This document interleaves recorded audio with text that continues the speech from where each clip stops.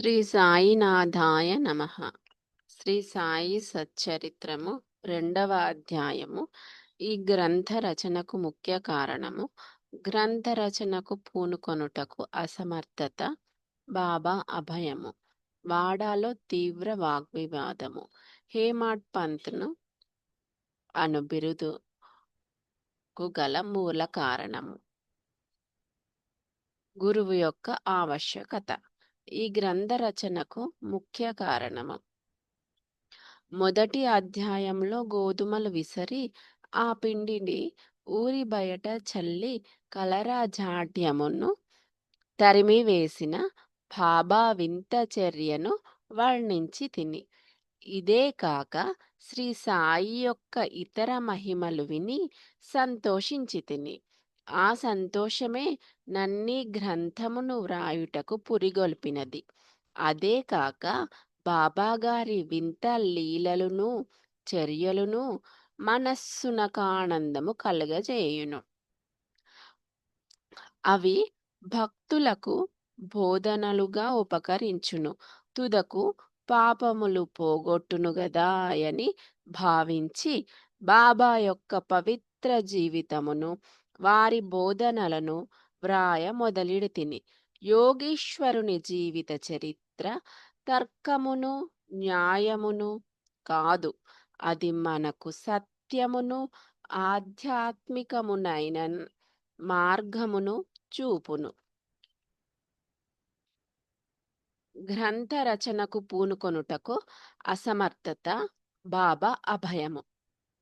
శ్రీ సాయి సచ్చరిత్ర గ్రంథ రచనకు తగిన సమర్థత గలవాడను కానని హేమాడ్ పంత్ భయపడెను. అతడిట్లా అనుకొనెను, నా యొక్క సన్నిహిత స్నేహితుని జీవిత చరిత్రయే నాకు తెలియదు, నా మనస్సే నాకు గోచరము కాకున్నది. ఇట్టి స్థితిలో ఒక యోగీశ్వరుని చరిత్రను నేనెట్లా వ్రాయగలుగుదును? అవతార పురుషుల లక్షణములను నెట్లు వర్ణించగలను? వేదములే వారిని పొగడలేకుండెను. తాను యోగి అయినా గాని యోగి యొక్క జీవితమును గ్రహింపజాలడు. అట్టిచో వారి మహిమలను నేనెట్లా కీర్తించగలను? సప్త సముద్రముల లోతును కొలవవచ్చును, ఆకాశమును గుడ్డలో వేసి మూయవచ్చును, కాని యోగీశ్వరుని చరిత్ర వ్రాయుట బహు కష్టము. ఇది గొప్ప సాహస కృత్యమని కూడా నాకు తెలియను. అందువలన నలుగురిలో నవ్వుల అగుదునేమోనని భయపడి శ్రీ సాయీశ్వరుని అనుగ్రహము కొరకు ప్రార్థించెను. మహారాష్ట్ర దేశంలోని ప్రథమ కవియు యోగీశ్వరుడు నగు జ్ఞానేశ్వర మహారాజు యోగుల చరిత్ర వ్రాసిన వారిని భగవంతుడు ప్రేమించునని చెప్పియున్నాడు. ఏ భక్తులు యోగుల చరిత్రలను వ్రాయ కుతూహలపడెదరో వారి కోరికలు నెరవేరునట్లు వారి గ్రంథములు కొనసాగునట్లు చేయుటకు యోగులు అనేక మార్గములను అవలంబించెదరు. యోగులే ఎట్టి పనికి ప్రేరేపింతురు. దానిని నెరవేర్చుటకు భక్తుని కారణమాతృనిగా నుంచి వారి వారి కార్యములను వారే కొనసాగించుకొనెదరు. 1700 శక సంవత్సరంలో మహీపతి పండితుడు యోగీశ్వరుల చరిత్రలను వ్రాయుటకు కాంక్షించెను. యోగులు అతనిని ప్రోత్సహించి ఆ కార్యమును కొనసాగించిరి. అట్లే 1800 శక సంవత్సరంలో దాసగుని యొక్క సేవను ఆమోదించిరి. మహీపతి 4 గ్రంథములను రాసెను.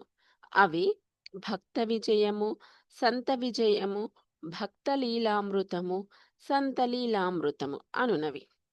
దాసగును వ్రాసినవి భక్త లీలామృతము, సంత కథామృతములను మాత్రమే. ఆధునిక యోగుల చరిత్రలు వీనియందు కలవు. భక్త లీలామృతంలోని 31, 32, 33 అధ్యాయములందును, సంత కథామృతంలోని 57వ అధ్యాయమందును సాయిబాబా జీవిత చరిత్రయు వారి బోధనలు చక్కగా విశదీకరించబడినవి.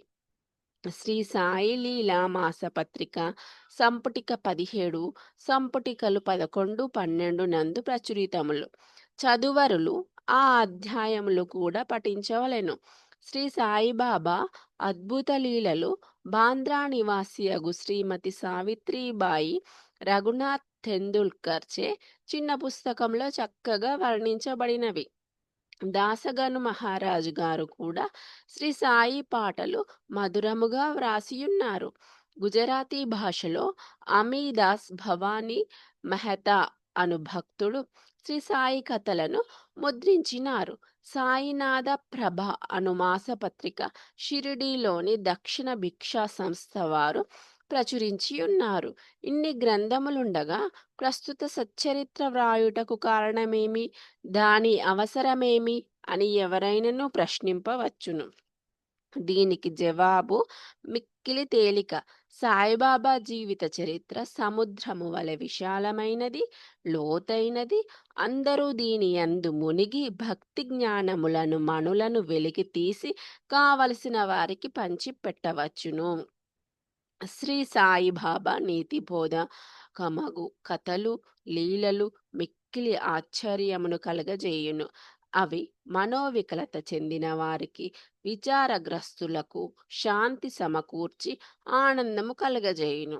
ఇహ పరములకు కావలసిన జ్ఞానమును బుద్ధిని ఇచ్చును. వేదముల వలె రంజకములను ఉపదేశకములనగు బాబా ప్రబోధములు విని వానిని మననము చేసినచో భక్తులు వాంఛించుచున్నవి అనగా బ్రహ్మైక్య యోగము, అష్టాంగ యోగ ప్రావీణ్యము, ధ్యానానందము పొందెదరు. అందుచే బాబా లీలలను పుస్తక రూపమున వ్రాయ నిశ్చయించి తిని. బాబాను సమాధికి ముందు చూడని భక్తులకు ఈ లీలలు మిగుల ఆనందము కలగజేయును. అందుచే బాబా గారి ఆత్మ సాక్షాత్కార ఫలితమగు పలుకులు బోధలు సమకూర్చుటకు పూనుకొంటిని. సాయిబాబాయే ఈ కార్యమునకు నన్ను ప్రోత్సహించెను. నా అహంకారమును వారి పాదాలపై నుంచి శరణంటిని. కావున నా మార్గము సవ్యమైనదనియు బాబా ఇహపర సౌఖ్యములు తప్పక దయచేయుననియు నమ్మియుంటిని. నాయంతట నేను ఈ గ్రంథ రచనకు బాబా యొక్క అనుమతిని పొందలేకుంటిని. మాధవరావు దేశపాండే ఉరఫ్ శ్యామ అనువారు బాబాకు ముఖ్య భక్తులు. వారిని నా తరపున బాబాను ప్రార్థించమంటిని. నా తరపున వారు బాబాతో నిట్లనిరి, ఈ అన్నా సాహెబ్ మీ జీవిత చరిత్రను వ్రాయ కాంక్షించుచున్నాడు. నేను భిక్షాటనముచే జీవించు పకీరును, నా జీవిత చరిత్ర వ్రాయనవసరం లేదని అనవద్దు. మీరు సమ్మతించి సహాయపడినచో వారు వ్రాసెదరు, లేదా మీ కృపయే దానిని సిద్ధింపచేయును. మీ యొక్క అనుమతి ఆశీర్వాదము లేనిదే ఏదియూ జయప్రదముగా చేయలేము అని వినినంతనే శ్రీ సాయిబాబా మనస్సు కరిగి నాకు ఊది ప్రసాదం పెట్టి ఆశీర్వదించెను. మరియు శ్యామతో ఇట్లు చెప్పదొడంగెను. కథలను అనుభవములను ప్రోగు చేయమనుము. అక్కడక్కడ కొన్ని ముఖ్య విషయములను టూకీగా వ్రాయమను. నేను సహాయం చేసేదను. వాడు నిమిత్త మాత్రుడే. నా జీవిత చరిత్ర నేనే వ్రాసి నా భక్తుల కోరికలు నెరవేర్చవలెను. వాడు తన అహంకారమును విడువవలెను. దానిని నా పాదములపై పెట్టవలెను. ఎవరైతే వారి జీవితంలో ఇట్లు చేసెదరో వారికి నేను మిక్కిలి సహాయపడెదను. నా జీవిత చర్యల కొరకే కాదు, సాధ్యమైనంత వరకు వారి గృహకృత్యములందును తోడ్పడదను. వారి అహంకారము పూర్తిగా పడిపోయిన పిమ్మట అది మచ్చునకు కూడా లేకుండునప్పుడు నేను వాని మనస్సులో ప్రవేశించి నా చరిత్రను నేనే వ్రాసుకొందును. నా కథలు బోధలు విన్న భక్తులకు భక్తి విశ్వాసములు కుదురును. వారు ఆత్మ సాక్షాత్కారమును బ్రహ్మానందమును పొందెదరు. నీకు తోచిన దానినే నీవు నిర్ధారణ చేయుటకు ప్రయత్నించకుము. ఇతరుల అభిప్రాయములను కొట్టివేయుటకు ప్రయత్నించకుము. ఏ విషయము పైనను కీడు మేలు ఎంచు వివాదము కూడదు. వివాదమనగానే నన్ను హేమడ్ పంత్ అని పిలుచుటకు కారణమేమో మీకు చెప్పెదనను. వాగ్దానము జ్ఞప్తికి వచ్చినది. ఇప్పుడు దానినే మీకు చెప్పబోతున్నాను. కాకా సాహెబ్ దీక్షిత్, నానా సాహెబ్ చందోద్కర్లతో నేనెక్కువ స్నేహముతో నుంటిని. వారు నన్ను షిరిడీకి పోయి బాబా దర్శనము చేయమని బలవంతం చేసిరి. అట్లే చేసేదనని వారికి నేను వాగ్దానం చేసి తిని. ఈ మధ్యలోనే జరిగినది. అది నా షిరిడీ ప్రయాణమున కడ్డుపడినది. ఈ మధ్యలోనేదో జరిగినది.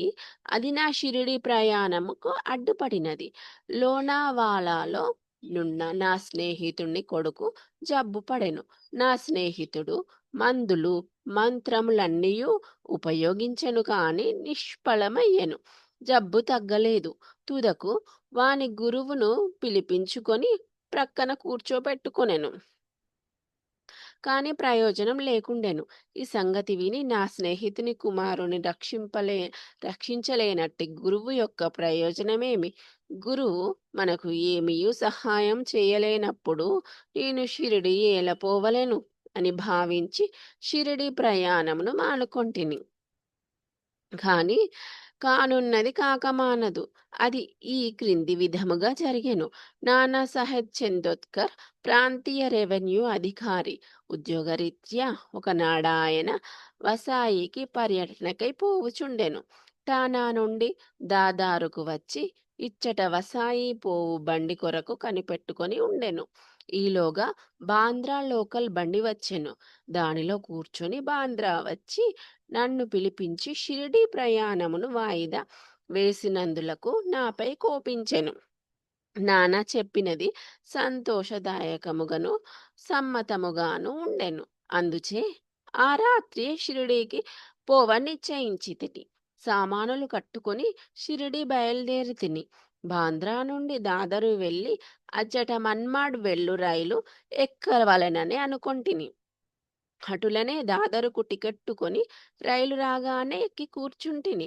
బండి ఇక బయలుదేరుననగా మహమ్మదీయుడొకడు నేను కూర్చున్న పెట్టెలోకి హడావుడిగా వచ్చి నా సరంజామానంతయు చూసి ఎక్కడకు పోవుచుంటివని నన్ను ప్రశ్నించెను. నా ఆలోచన వారికి చెప్పి తిని. వెంటనే అతడు దాదరు స్టేషన్లో దిగవద్దని, ఎందుకనగా మన్మాడు మెయిలు దాదరులో ఆగదని, అదే రైల్లో ఇంకనూ ముందుకు పోయి బోరీబందర్ స్టేషన్లో దిగమని నాకు సలహా చెప్పెను. ఈ చిన్న లీలయే జరగకుండినచో నేననుకున్న ప్రకారం ఆ మరుసటి ఉదయం షిరిడీకి చేరలేకపోయుండెడి వాడను. అనేక సందేహములు కూడా కలిగి ఉండేడివి. కాని నా అదృష్టవశాత్తు అది అట్లు జరగలేదు. మరుసటి దినము సుమారు 9-10 గంటల్లోగా నేను షిరిడి చేరి తిని. షిరిడీలో నా కొరకు కాకాసాహెబ్ దీక్షిత్ కనిపెట్టుకొని ఉండెను. ఇది 1910 ప్రాంతంలో జరిగినది. అప్పటికి సాటేవాడ ఒకటియే షిరిడీ వచ్చు భక్తుల కొరకు నిర్మించబడి ఉండెను. టాంగా దిగిన వెంటనే బాబాను దర్శించవలనని నాకు ఆత్రత కలిగెను. అంతలో అప్పుడే మసీదు నుండి వచ్చుచున్న తాత్యా సాహెబు నూల్కరు బాబా వాడా చివరన ఉన్నారనియు మొట్టమొదట ధూళి దర్శనము చేసుకొనమనియు నాకు సలహా ఇచ్చెను. స్నానాంతరము ఓపికగా మరల చూడవచ్చునెను. ఇది వినిన తోడనే నేను పోయి బాబా పాదములకు సాష్టాంగ నమస్కారము చేసి తిని. నాలో ఆనందము పొంగి పొరిలినది. నానాసాహెబు చందోద్కరు చెప్పిన దానికన్నను ఎన్నో రెట్లు అనుభవమైనది. నా సర్వేంద్రియములు తృప్తి చెంది ఆకలి దప్పికలు మరచి తిని. మనస్సు సంతుష్టి కలిగెను. బాబా పాదములు పట్టిన వెంటనే నా జీవితంలో గొప్ప మార్పు కలిగెను. నాకు షిరిడీ పోవలసినదని ప్రోత్సహించిన వారందరికీ నేనెంతో రుణపడినట్లుగా భావించి తిని. వారిని నా నిజమైన స్నేహితులుగా భావించి తిని. వారి రుణములు నేను తీర్చుకొనలేను. వారిని జ్ఞప్తికి తెచ్చుకొని, వారికి నా మనస్సులో సాష్టాంగ ప్రణామము చేసి తిని. నాకు తెలిసినంత వరకు సాయిబాబా దర్శనం వల్ల కలుగు చిత్రమే మన మనలోనున్న ఈ ఆలోచనలు మారిపోవును. వెనుకటి కర్మల బలము తగ్గును. క్రమముగా ప్రపంచమందు విరక్తి కలుగును. నా పూర్వజన్మ సుకృతముచే నాకీ దర్శనము లభించినదనుకొంటిని. సాయిబాబాను చూసినంత మాత్రమున్నే ఈ ప్రపంచమంతయు సాయిబాబా రూపము వహించెను. వాడాలో తీవ్ర వాగ్వివాదము. నేను షిరిడీ చేరిన మొదటి దినముననే నాకు నాకును బాలాసాహెబ్ బాటేకును గురువు యొక్క ఆవశ్యకతను గూర్చి గొప్ప వాగ్వివాదము జరిగెను. మన స్వేచ్ఛను విడిచి ఇంకొకరికి ఎందుకు లొంగియుండవలెనని నేను వాదించి తిని. మన కర్మలను మనమే చేయుటకు గురువు యొక్క ఆవశ్యకత ఏమి? తనంతట తానే కృషి చేసి మిక్కిలి యత్నంతో ఈ జన్మ దుఃఖమును నుండి తప్పించుకొనవలెను. ఏమియు చేయక సోమరిగా కూర్చొని వానికి గురువేమి చేయగలడు అని నేను స్వేచ్ఛ పక్షమును ఆశ్రయించి తిని. బాటే ఇంకొక వాదమును పట్టుకొని ప్రారబ్ధము తరపున వాదించుచు కానున్నది కాక మానదు. మహనీయులు కూడా ఈ విషయంలో నోడిపోయిరి. మనుజుడొకడు తలంచిన భగవంతుడు వేరొకటి తలంచును. నీ తెలివితేటలను అటు అటుండనిమ్ము. గర్వము కాని అహంకారము గాని మీకు తోడ్పడవు అనెను. ఈ వాదన ఒక గంట వరకు జరిగెను. కాని ఇదమిత్తమని ఏమియూ తేలలేదు. అలసిపోవుటచే ఘర్షణ మానుకొంటిని. ఈ ఘర్షణ వల్ల నా మనశ్శాంతి తప్పినది. దేహాత్మ బుద్ధి అహంకారము లేకున్నచో వివాదమునకు తావులేదని గ్రహించి తిని. వేయేల వివాదమునకు మూల కారణం అహంకారము. ఇతరులతో కూడా మేము మసీదునకు పోగా బాబా కాకాను పిలిచి ఇట్లనెను: వాడాలోనేమి జరిగినది? ఏమిటా వివాదము? అది దేనిని గూర్చి? ఈ హేమాడ్ పంత్ ఏమనుచున్నాడు? ఈ మాటలు విని నేను ఆశ్చర్యపడితిని. సాటేవాడ మసీదునకు చాలా దూరముగానున్నది. మా వివాదము గురించి బాబాకెట్లు తెలిసెను? అతడు సర్వజ్ఞుడై ఉండవలెను. లేనిచో మా వాదన ఎట్లు గ్రహించెను? బాబా మన అంతరాత్మపై అధికారి అయి ఉండవచ్చును. హేమాడ్ పంత్ అను బిరుదునకు మూల కారణము. సాయిబాబా నన్నెందులకు హేమాడ్ పంత్ అని పిలిచెనని ఆలోచింపసాగితిని. ఇది హేమాద్రి పంతు అను నామమునకు రూపాంతరము. దేవగిరికి చెందిన యాదవ వంశరాజునకు హేమాద్రి పంతు ప్రధానమాత్యుడు. అతడు గొప్ప పండితుడు, మంచి స్వభావము కలవాడు, చతుర్వర్గ చింతామణి, రాజ ప్రశస్తి అను గొప్ప గ్రంథములను రచించినవాడు. మోడీ భాషను ఒక నూతన గణిత విధానమును కనిపెట్టినవాడు. ఇక నేనా వానికి వ్యతిరేక బుద్ధి కలవాడను, మేధాశక్తి ఎంతగా లేనివాడను. మరి సాయిబాబా నాకెందుకీ బిరుదు నొసంగిరో తెలియకుండెను. ఆలోచన చేయగా నిది నా అహంకారమును చంపుట కొరకనుకొని నేనెప్పుడునూ అనకువ నమ్రతలు కలిగి ఉండవలనని బాబా కోరికయు అయ్యుండవచ్చునని గ్రహించి తిని. అంతకు ముందు వాడాలో జరిగిన చర్చలో చూపిన తెలివితేటలకు బాబా ఈ రీతిగా అభినందించి ఉండవచ్చునని అనుకొంటిని. భవిష్యత్ చరిత్రను బట్టి చూడగా బాబా పలుకులకు గొప్ప ప్రాముఖ్యము కలదనియు, భవిష్యత్తు తెలిసే బాబా అట్లనని భావించవచ్చును. ఏలననగా హేమాడ్ పంత్ శ్రీ సాయిబాబా సంస్థానమును చక్కగా చాకచక్యముతో నడిపెను. సంస్థానము యొక్క లెక్కలను బాగుగా నుంచెను. అదే కాక భక్తి, జ్ఞానము, నిర్వ్యామోహము, ఆత్మ శరణాగతి, ఆత్మ సాక్షాత్కారము మొదలగు విషయములతో శ్రీ సాయి సచ్చరిత్రయను గొప్ప గ్రంథమును రచించెను. గురువు యొక్క ఆవశ్యకత. ఈ విషయమై బాబా ఏమనెనో హేమాడ్ పంత్ వ్రాసి ఉండలేదు. కానీ కాకాసాహెబ్ దీక్షిత్ ఈ విషయంను గూర్చి తాను వ్రాసుకొనిన దానిని ప్రచురించెను.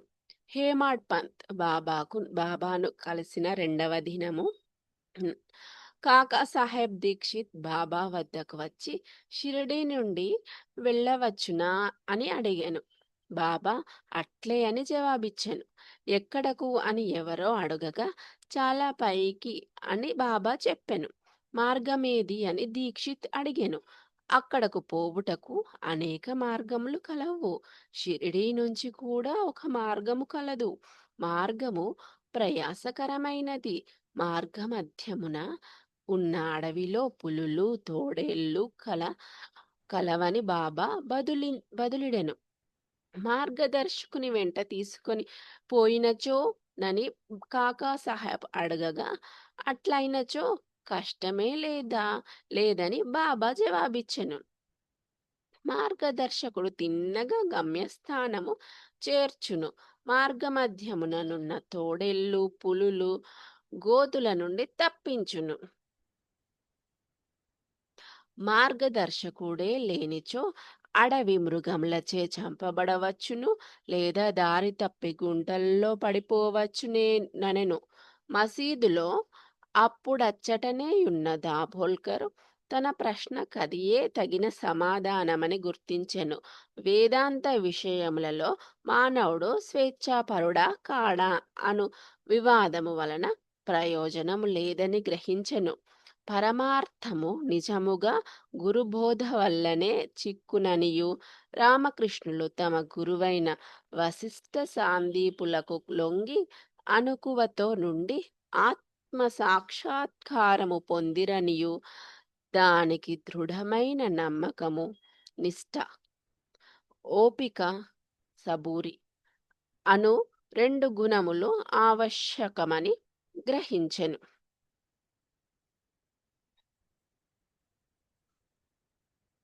రెండవ అధ్యాయము సంపూర్ణము. సద్గురు శ్రీ సాయినాథార్పణమస్తు. శుభం భవతు.